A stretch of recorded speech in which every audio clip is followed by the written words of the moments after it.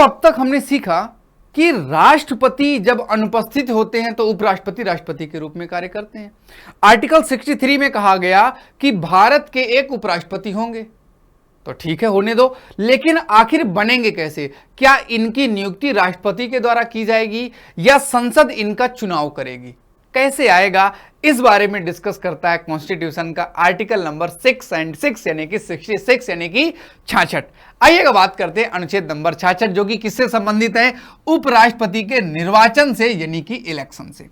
वहां पर पॉइंट 1 देखो, पहले इलेक्शन दूसरे तरीके से होता था। पहले इलेक्शन कैसे होता था राष्ट्रपति का, उपराष्ट्रपति का?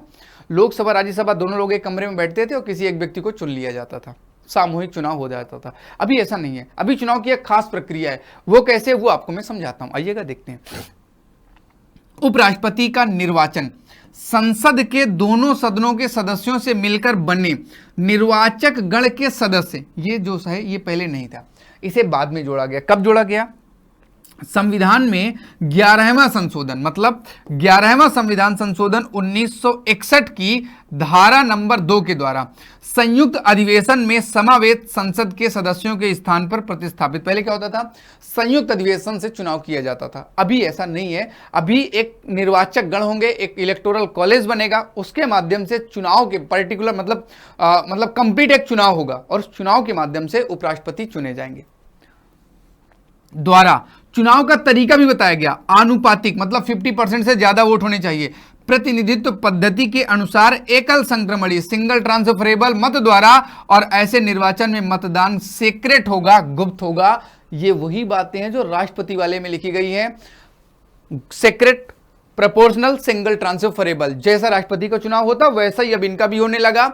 लेकिन खास बात क्या है कि राष्ट्रपति वाले में विधानसभा के लोग भी चुनाव करने जाते हैं, यहां पर विधानसभा के सदस्य नहीं जाएंगे, केवल और केवल संसद के दोनों सदन प्लस। राष्ट्रपति वाले में निर्वाचित और मनोनीत में आपको फर्क करना था, केवल निर्वाचित वोटिंग करते थे।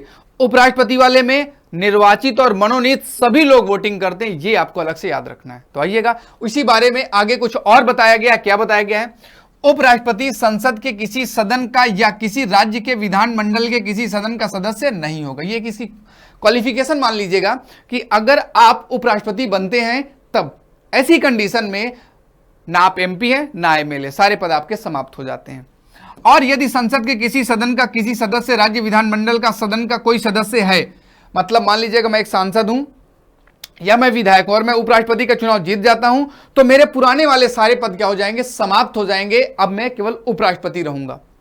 किसी सदन का कोई सदस्य उपराष्ट्रपति निर्वाचित हो जाता है तो यह समझा जाएगा कि उसने सदन में अपना स्थान उपराष्ट्रपति के रूप में पद ग्रहण करने की तारीख से रिक्त कर दिया। जैसे 24 जनवरी को मैंने उपराष्ट्रपति का चुनाव जीता और शपथ ले रहा हूं 27 जनवरी को, तो 27 जनवरी तक मैं एमपी एमएलए रहूंगा। 27 तारीख से मैं क्या हो जाऊंगा? 27 तारीख से मैं उपराष्ट्रपति हो जाऊंगा। 26 को चुनाव जीता हूं, 26 से मेरा उपराष्ट्रपति नहीं बना, शपथ लेने के बाद मैं उपराष्ट्रपति बनूंगा। जब तक शपथ नहीं लेता तब तक मैं अपने पुराने पद पर ही रहूंगा। चुनाव भले ही मैं जीत गया हूं, बट वहां की सीट आपकी खाली हो जाएगी। आगे इसी में बताया गया, कोई व्यक्ति उपराष्ट्रपति निर्वाचित होने का तभी पात्र होगा, कब पात्र होगा? उसके पास कुछ क्वालिफिकेशन और होनी चाहिए, जैसे कि सांसद विधायक नहीं होना चाहिए। इसके अलावा भारत का नागरिक होना चाहिए, 35 वर्ष की आयु पूरी कर चुका हो, राज्यसभा का सदस्य निर्वाचित होने के योग्य हो। और आप याद रखना, राष्ट्रपति वाले में लोकसभा लिखा जाता है। राष्ट्रपति वाले में क्या है? लोकसभा। राज्यसभा वाला किसमें है? इसमें राज्यसभा का होता है। ये मोस्ट इंपॉर्टेंट पॉइंट है। और लाभ का पद तो होना ही नहीं चाहिए, तो कोई दिक्कत नहीं है। इसके अलावा एक बात आपको क्या याद रखनी है, कोई व्यक्ति जो भारत के सरकार मतलब भारत सरकार के किसी राज्य की सरकार के अधीन अथवा उक्त सरकारों में किसी के नियंत्रण में स्थानीय अन्य प्राधिकरण में कोई लाभ का पद धारण करता है, तो वो वाला भी आपका क्या हो गया, वो आपका लाभ का पद आपको छोड़ना पड़ेगा, क्योंकि अन्य कोई लाभ का पद आपको ग्रहण नहीं करना। पद धारण करता है, उपराष्ट्रपति निर्वाचित होने का पात्र नहीं होगा। अर्थात वही बात, आपको रिजाइन करके ही उपराष्ट्रपति का चुनाव लड़ना है, कोई और सैलरी आपको मिलने वाली नहीं है। केवल उपराष्ट्रपति की भी सैलरी तो मिलती है नहीं, सभापति के रूप में सैलरी मिलती है, तो वही सैलरी वही वेतन आपको मिलेगा, बाकी दूसरा कोई लाभ के पद पे आप नहीं आ सकते हो। और इस बारे में स्पष्टीकरण दिया गया, कुछ समझाया गया। क्या स्पष्टीकरण दिया गया? इस अनुच्छेद के प्रयोजन के लिए कोई व्यक्ति केवल इस कारण से लाभ का पद धारण करने वाला नहीं माना जाएगा कि वह संघ का राष्ट्रपति उपराष्ट्रपति है। मान लीजिएगा मैं राष्ट्रपति या मैं उपराष्ट्रपति हूं तो यह लाभ का पद नहीं माना जाएगा, यह माना जाएगा अपवाद है। एक और अपवाद का अलग से अधिनियम भी बनाया गया कि यह लाभ का पद नहीं, यह अपवाद माना जाएगा। अगर आप उपराष्ट्रपति हो तो दोबारा भी उपराष्ट्रपति का चुनाव लड़ सकते हो, कोई मना करने वाला नहीं है। अगर आप किसी राज्य के मंत्री हो, सांसद हो, जो भी हो, तो कोई टेंशन नहीं, आप उपराष्ट्रपति का चुनाव लड़ जाओ, कोई मना करने वाला नहीं है। तो बस यहीं तक था उपराष्ट्रपति का चुनाव लड़ने की जो प्रोसेस थी, एक प्रक्रिया जो निर्वाचन की योग्यता सिद्ध करता है ये आर्टिकल।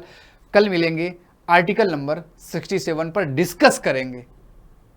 और आज के लिए मुझे दीजिएगा आज्ञा। पहली वाली जो बात थी वो याद रखिएगा। पहली वाली क्या बात थी? जो फर्स्ट पेज पर था, मैं आपको दिखाता हूं। फर्स्ट पेज पर क्या था? आज्ञा लेने से पहले एक बात आपको बता दूं क्योंकि आपको कंफ्यूज ना हो।